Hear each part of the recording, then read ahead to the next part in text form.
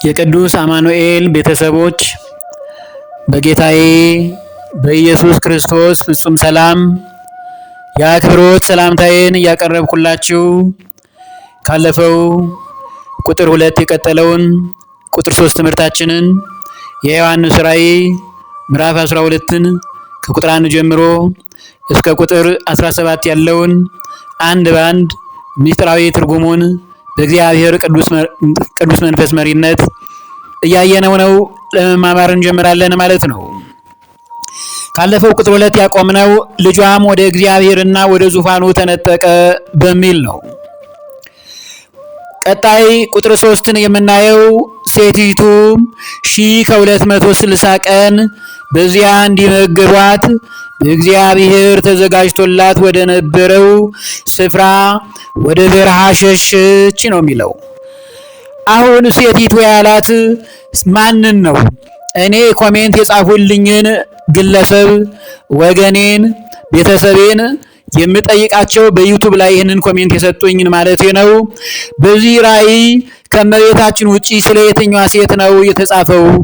ይህንን መልሰው ቢገልጡልኝ ደስ ይለኛል። የተረዱበት መንገድ በምን መንገድ ነው? አሁን ዮሐንስ ራእይ የተገለጠው ይችን ሴት ማን ነው ሚላት?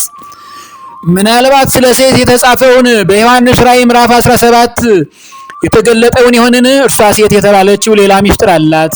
እመጣበታለሁ ስለ እርሱም። ሴቲቱም 1260 ቀን በዚያ እንዲመግቧት በእግዚአብሔር ተዘጋጅቶላት ወደ ነበረው ስፍራ ወደ በረሃ ሸሸች ነው የሚለው።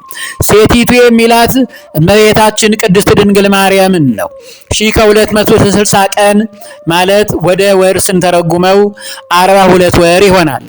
42 ወርን ወደ ዓመት ስንተረጉመው 3 ዓመት ከመንፈቅ ወይም ከ6 ወር ይሆናል። እመቤታችን ቅድስት ድንግል ማርያም ወደ ግብፅ ሀገር 3 ዓመት ከ6 ወር ተሰደደች ብላ እመቤታችንን ቅድስት ድንግል ማርያምን ክብሯን ከፍ አድርጋ የምትናገረው ቅድስት ቤተክርስቲያናችን ዝም ብሎ የተናገረችው ቃል አይደለም፣ መጽሐፍ ቅዱሳዊ ማስረጃ ነው። 3 ዓመት ከመንፈቅ እመቤታችን በግብፅ ሀገር በስደት ቆይታለች።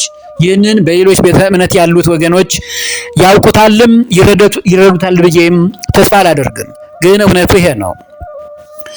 ስለዚህ ወደ በረሃ ሸሸች ነው የሚለው።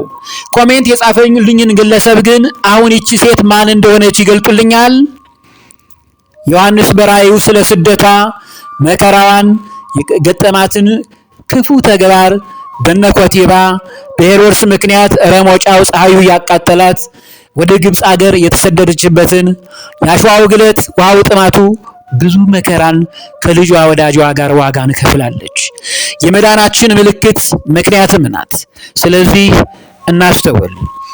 ይህንን የሚያስረዳን የማቴዎስ ወንጌል ምዕራፍ 2 ቁጥር 13 ላይ እነርሱም ከሄዱ በኋላ የሚለው 70 ሰገልን ማለት ነው። የሚገባውን ለክርስቶስ ክብሩን ከሰጡ በኋላ የክብሩን በረከት ከሰጡት በኋላ የክብሩን መገለጫ ካሳወቁ በኋላ ካስረከቡ በኋላ ከሰገዱለት በኋላ እነሆ የጌታ መልአክ በሕልም ለዮሴፍ ታየው። ይሄ ነው። ሄሮድስ ሕፃኑን ሊገድለው ይፈልገዋልና ተነሳ፣ ሕፃኑንና እናቱንም ይዘህ ወደ ግብፅ ሽሽ። ወደ ግብፅ ሽሽ ነው ያለው። ወደ በረሃ ሸሸች ነው የሚለው ዮሐንስ ራእይ። የግብፅ ረሞጫው በረሃው ያቃጠላት እመቤታችን ስለ አንድያ ልጇ ወደ ግብፅ ሸሸች። የሚገርመው መልአኩ ቅዱስ ገብርኤል ሕፃኑንና እናቱን ነው ያለው። ሕፃኑን አለ ስሙ አልተጠቀሰም፣ እናቱ አለ ስሙ አልተጠቀሰም። ሕፃኑ ኢየሱስ ክርስቶስ፣ እናቱ እመቤታችን ቅድስት ድንግል ማርያም ናት። የግድ ሴቲቱ ሲል ስሟን ማርያም ማለት አለበት? ለእኚህ ኮሜንት ላደረጉኝ ቤተሰብ ሌላው ጥያቄ ይሄ ነው። እናስተውል። በሰማይም ሰልፍ ሆነ ይላል። ሚካኤልና መላእክቱ ዘንዶውን ተዋጉ ነው የሚለው። ሰልፍ ማለት ጦርነት ማለት ነው። የሚያውክ ዲያብሎስ ቅድም ቀይ ዘንዶ እያለ የሚጠራውን ማለት ነው። በሰማይ ሰልፍ ሆነ። ሰማይ በኢዮር ሰማይ፣ በራማ ሰማይ፣ በኤረር ሰማይ፣ በእነዚህ 3 መላእክት በሚኖሩባት 3 ሰማያት ቅዱሳነ መላእክት መኖሪያቸው ስፍራ ነው። ሚካኤልና መላእክቱ ዘንዶን ተዋጉ ይላል። 99ኙ ነገደ መላእክት ማለት ነው። ሚካኤል ማለት የሰራዊት አለቃ ሊቃነ መላእክት ስለሆነ ነው። ዘንዶም ከመላእክቱ ጋር ተዋጋ ይላል። ዘንዶ ማለት ዲያብሎስን ነው፣ ሰይጣንን ነው። ቀድሞ ሳጥናኤል የተባለውን አሁን ሰይጣን ጠላት የሆነውን ዲያብሎስ የተባለውን ከሳሽ በግሪክ ቋንቋ፣ ጠላት ማለት በዕብራይስጥ ቋንቋ ነው። መልካም ሰይጣን ማለት ጠላት ማለት ነው በዕብራይስጥ ቋንቋ። ከመላእክት ጋር ተዋጋ። ይህንን ለማወቅ ስሜ ድንቅ ነው የሚለውን የሰራዊት አለቃ ሊቃነ መላእክት ቅዱስ ሚካኤልና ስለ ቅዱሳን መላእክት ክብር የሚገልጠውን በቃል ኪዳን ቻናል ላይ በዩቲዩብም ያለውን በቲክቶክ ላይ ያለውንም ገብታችሁ ተመልከቱት። ይሄ ነው። ዘንዶም ከመላእክቱ ጋር ተዋጋ፣ አልቻላቸውምም። ከዚያ ወዲያ በሰማይ ስፍራ አልተገኘላቸውም። ማን? ቅዱሳን መላእክት። ዓለሙን ሁሉ የሚያስተው ዲያብሎስና ሰይጣን የሚባለው ታላቅ ዘንዶ እርሱም የቀደመው እባብ ተጣለ ነው የሚለው። የቀደመው እባብ አዳምንና ሔዋንን ያሳተ እባብ ተጣለ፣ ወደ ምድርም ተጣለ፣ መላእክቱም ከእርሱ ጋር ተጣሉ ይላል። መላእክት እኮ ነው እሱ፣ አንድ ሙሉ ነገድ ነው። ከብርሃን መልአክ የተመረጠ የሁሉ መሪ የነበረ ነው። ከመሱ ጋር አብረው የጠፉ መላእክቱን ማለቱ ነው። ይህንን ጥቅስ እየጠቀሱ መላእክትም አብረው ወድቀዋል፣ መላእክት አያስፈልጉንም የሚሉ ጭልም ያለ ጥፋት ውስጥ የገቡ ወገኖች በስተዋል፣ ተመለሱ፣ ከእርሱ ጋር ተጣሉ። ታላቅ ድምፅ በሰማይ ሰማሁ እንዲህ ሲል እናስተውል። ይህ ታላቅ ድምፅ የማን ድምፅ ነው? የሰራዊት አለቃ የቅዱስ ሚካኤል ድምፅ ነው። እስቲ እንስማው። አሁን የአምላካችን ማዳንና ኃይል መንግስትም የክርስቶስም ስም ስልጣን ሆነ። ቀንና ሌሊትም በአምላካችን ፊት የሚከሳቸው የወንድሞቻችን ከሳሽ ተጥሏልና እነርሱም ከበጉ ደም የተነሳ ከምስክራቸውም ቃል የተነሳ ድል ነሱት፣ ነፍሳቸውንም እስከ ሞት ድረስ አልወደዱም። ስለዚህ ሰማይና በውስጡ የምታድሩ ሆይ ደስ ይበላችሁ፣ ለምድርና ለባሕር ወዮላቸው። ዲያብሎስ ጥቂት ዘመን እንዳለው አውቆ በታላቅ ቁጣ ወደ እናንተ ወርዷልና። ማን ነው ይሄን ያለው? የሰራዊት አለቃ ሊቃነ መላእክት ቅዱስ ሚካኤል ነው። እናስተውል። የአምላካችን ማዳንና ኃይል መንግስትም የክርስቶስን ስልጣን ሆነ ነው ያለው። የተዋጉት መላእክት ናቸው፣ መዳኛችን ግን ክርስቶስ ነው አለ ቅዱስ ሚካኤል። ይሄ ነው ስብከት። ቀንና ሌሊት በአምላካችን ፊት የሚከሳቸው የወንድሞቻችን ከሳሽ ተጥሏልና ነው። ያውካቸው ይረብሻቸው ነበር።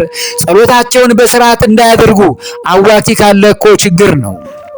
ዛሬም ቤተ ክርስቲያናችን ከባድ ችግር የወደቀባት በሚያውኩ ሰዎች ምክንያት ነው። እግዚአብሔር ይጠላቸዋል፣ ዲያብሎስም አብሮ ይወድቃል። ቤተ ክርስቲያንም ሰላሟ ይበዛል፣ ኢትዮጵያም ሰላሟ ይበዛል። ሁሉ ጸጥ ይላል። እግዚአብሔር ሰላምን ይሰጠናል። መርከቢቷ እየተናጠች እየተነዋወጠች ነው፣ ግን አትሰምጥም።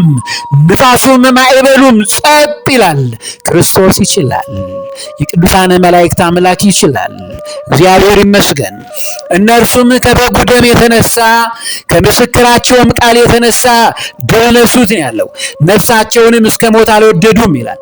ስለዚህ ሰማይና በውስጡ የምታድሩ ሆይ በየወር በራማ በኤረር ያላችሁ ቅዱሳን መላእክት ደስ ይበላችሁ ነው ያላቸው። ይሄ የሰራዊት አለቃ ሊቃነ መላእክት ቅዱስ ሚካኤል ታላቅ ዜና ነው። ለምድርና ለባሕር ወዮላቸው። ለምድር ሲል በዚህ ዓለም ለምንኖረው ለኛ፣ ለባሕር ሲል በዚህ ዓለም ለምንኖረው ዓለም ማለት ነው። ባሕር ወዮላቸው። ዲያብሎስ ጥቂት ዘመን እንዳለው አውቆ ዓለም እስኪያልፍ ድረስ ማለት ነው። ለሱ ጥቂት ዘመኑ ነው። በታላቅ ቁጣ ወደ እናንተ ወርዷልና ምክንያት የእሱን ቦታ እመቤታችን ይዛለች። የእሱም የሚኖርባትን ኢየሩሳሌምን እኛ ልንወርሳት ነው። ስለዚህ እኛን መከራ አሳራችንን ያበላናል ማለት ነው። ከዚህ ነው ውጊያው። ይሄ ነው። ይህንን ነው የነገረን ዮሐንስ ራእይ። ሌላው በዮሐንስ ራእይ የሚቀጥለው ዘንዶም ወደ ምድር እንደተጣለ ባየ ጊዜ ወንድ ልጅ የወለደችውን ሴት አሳደዳት፣ ከእባቡም ፊት ርቃ 1 ዘመን ሲል እመቤታችን ቅድስት ድንግል ማርያም አሳዷታል። የወለደችውን ሴት አሳደዳት ነው የሚለው። በሄሮድስ ላይ አድሮ ወደ ግብፅ ሀገር መሰደዷን፣ ከዚያም ስትሰደድ ከእባቡ ፊት ርቃ ማለቱ እባቡ ያለበት ሄሮድስ ራሱ ዲያብሎስን በዚያ በእስራኤል ሀገር ባለው በንጉሥ ሄሮድስ ልብ ውስጥ ያለውን ርቃ 1 ዘመን 1 ዓመት፣ ዘመናትን 2 ዓመት፣ የዘመንም እኩሌታ 6 ወር፣ 3 ዓመት ከ6 ወር ወደ ግብፅ ሀገር ተሰደደች ማለት ነው። ወደምትመገብበት ወደ ስፍራ ወደ በረሃ እንድትበር ለሴቲቱ 2 የታላቁ ንስር ክንፎች ተሰጣት ነው። እመቤታችን ቅድስት ድንግል ማርያም ስትሰደድ የነበረውን ታሪክ ነው የሚገልጽልን። መልካም ነው። 2 ክንፎች አላቸው። 2ቱ ታላላቅ ንስር ክንፎች በስጋም በነፍስም ንጽሕተ ንጹሐን ቅድስተ ቅዱሳን ናትና 2 ክንፎች ታላላቁ ንስር ክንፎች አለ። በሁለት ወገን ድንግል ናትና በስጋም በሐሳብም ፍጽምት ድንግል ናትና በሁለት ነገር የታላቁ ንስር ክንፎች ተሰጣት አለ። 2 ይሄንን ነው የሚገልጽልን። ሌላው 2 መላእክት ከሰማይ ተሰጥቷታል። የሰራዊት አለቃ ሊቃነ መላእክት ቅዱስ ሚካኤልና ቅዱስ ገብርኤል እመቤታችንን ቅድስት ድንግል ማርያምን እንዲጠብቋት ተሰጥቷታልና ያንን አለ። ሌላው 2 ደግሞ ታላላቅ ንስር ክንፎች ተሰጣት የሚለው ታላላቅ የሆኑ ዘመዶቿ የሆኑ ጻድቁ ዮሴፍና ቅድስት ሰሎሜ ማለት ነው። የቅርብ ዘመዷ የሆነው በአንድ ቅድመ አያት አልዓዛር በተባለ ግንድ የሚገናኙ ዮሴፍ እንዲጠብቃት እንጂ ጮኛ የተባለው ለሌላ አይደለም፣ ዘመዷ ነው። ስለዚህ እሱንና ቅድስት ሰሎሜ ዘመዷን ተሰጥቷታልና 2 የታላላቅ ንስር ክንፎች ተሰጥቷታል። ስትሰደድ ከእርሷ ጋር አብሮ ሄደው ማን ነው? ጻድቁ ዮሴፍ። ሌላዋስ ቅድስት ሰሎሜ ዘመዶቿ ናቸው 2ቱም። ይሄ ነው። ይሄንን ምስጢር ማን ይግለጠው? ይሄን ማለቱ ነው፣ ሌላ ምስጢር የለውም። እናስተውል ወገኖቼ። እባቡም ሴቲቱ በወንዝ እንድትወሰድ ሊያደርግ ወንዝ የሚያሄደን ውሃ ካፉ በስተኋላው አፈሰሰ ነው የሚለው። ዛሬ በሰዎች ላይ ያደረ ዲያብሎስ እመቤታችንን ድንግል ማርያምን እየሰደባት አይደለምን? ይሄን ስድብ ማለት ነው። ምድሪቱም ሴቲቱን ረዳቻት የሚለው ከዚህ ምድር የበቀሉ እግዚአብሔር የባረካቸው መንፈስ ቅዱስ ያደረባቸው ሊቃውንተ ቤተ ክርስቲያን፣ መምህራን፣ ሰባኪያነ ወንጌል ስለ ድንግል ማርያም ክብርና ልዕልናዋ፣ አማላጅነቷ፣ ቅድስናዋ ፍጽምት እናት እንደሆነች የአምላክ እናት እንደሆነች ምንም በደል የሌለባት ንጽሕተ ንጹሐን ቅድስተ ቅዱሳን እንደሆነች እየመሰከሩ ነቢያት ሐዋርያትና ቅዱሳን ምድሪቱ ሴቲቱን ረዳቻት። ምድሪቱም አፏን ከፍታ ዘንዶ ያፈሰሰውን ወንዝ ዋጠችው የሚለው ስድቡን ሁሉ መናስ ቀሩበት ማለት ነው። ክብሯን ከፍ ከፍ በማድረግ እግዚአብሔር የተመሰገነ ይሁን። እውነተኛ ትምህርቱ ይሄ ነው። ዘንዶውም በሴቲቱ ላይ ተቆጥቶ ይላል። ስድብ ይሳደባል ዲያብሎስ። እጅግ ተሳዳቢ ነው ሐሳዊ መሲህ። ዋናውም ዲያብሎስ ራሱም 666 ሐሳዊ መሲህ ተሳዳቢ ናቸው። እስቲ ዮሐንስ ራእይ ምዕራፍ 13ን ከቁጥር 5 ከቁጥር 6 ላይ እንየው። ታላቅንም ነገርና ስድብን የሚናገርበት አፍ ተሰጠው። ማን ነው የሰጠው? ዲያብሎስ ነው የሰጠው። አውሬው ዘንዶ፣ ዋናው አውሬ ዲያብሎስ ለዚህኛው ሐሳዊ መሲህ አውሬው 3 ዓመት ከመንፈቅ ዓለምን የሚያስተዳድረው ቀጥቅጦ የሚገዛት የጥፋት ኃይል ማለት ነው። ለሱ ይሄንን ስድብ ሰጠው። እስቲ እንስማው። በ42 ወርም ሲል 42 ወር ወደ ዓመት ስንተረጉመው 3 ዓመት ከመንፈቅ ዓለምን ቀጥቅጦ የሚገዛው ሐሳዊ መሲህ ወደፊት የሚመጣውን ማለቱ ነው። 42 ወርም እንዲሰራ ስልጣን ተሰጠው። ሰጪው ዲያብሎስ ነው ሲኦል ሆኖ እግዚአብሔርንም ለመሳደብ። እግዚአብሔርን እኮ ይሳደባል እግዚአብሔር የለም እያለ በሳይንቲስቶች እናውቃለን በሚሉ ተመራማሪዎች እግዚአብሔር የለም ይላል። ስሙን ኢየሱስ እያለ ያሰድበዋል። በመጀመሪያ እግዚአብሔር ክርስቶስን ኢየሱስ ክርስቶስ ብላችሁ በወጉ ጥሩት። በዚህ እግዚአብሔር ተቀይሟቸዋል። ኢየሱስ ማለት ምን ማለት ነው? ሱሰኛ ነው። ክርስቶስ አምላካችን የሱስ አምላክ አይደለም፣ የህይወት አምላክ ነው። ህይወታችን ነው፣ ሰላማችን ነው፣ ፍቅራችን ነው፣ ዘላለማችን፣ ክብራችን፣ ንጉሳችን ነው። የሰማይም የምድርም አምላክ። ተዋህዶ ማለት ይሄን ነው የምሰብከው። ማደሪያውንም ይላል ማኅደረ መለኮት ድንግል ማርያምን ይኸው እየሰደባት እንዳለ ስሙ። ማደሪያውን ቅዱሳን መላእክትን፣ ማደሪያውን ቅዱሳን ጻድቃን ሰማዕታት ነቢያት ሐዋርያትን፣ ማደሪያውን ታቦታትን፣ ማኅደረ መለኮት ቅዱስ ቤተ ክርስቲያንን እንዴት እንደሚያዋርዳት አስተውላቸዋል። ይሄንን ማለቱ ነው። በሰማይ የሚያድሩትን ሲል በሰማይ በኢዮር በራማ በኤረር የሚያድሩትን እግዚአብሔርን ቀን ከሌሊት ሳያቋርጡ ቅዱስ ቅዱስ ቅዱስ እያሉ የሚያመሰግኑትን ቅዱሳን መላእክትን ሊሳደብ አፉን ከፈተ ነው የሚለው። ይኸው ይሄንን ነው የሚነግረን። እናስተውል ክርስቲያኖች።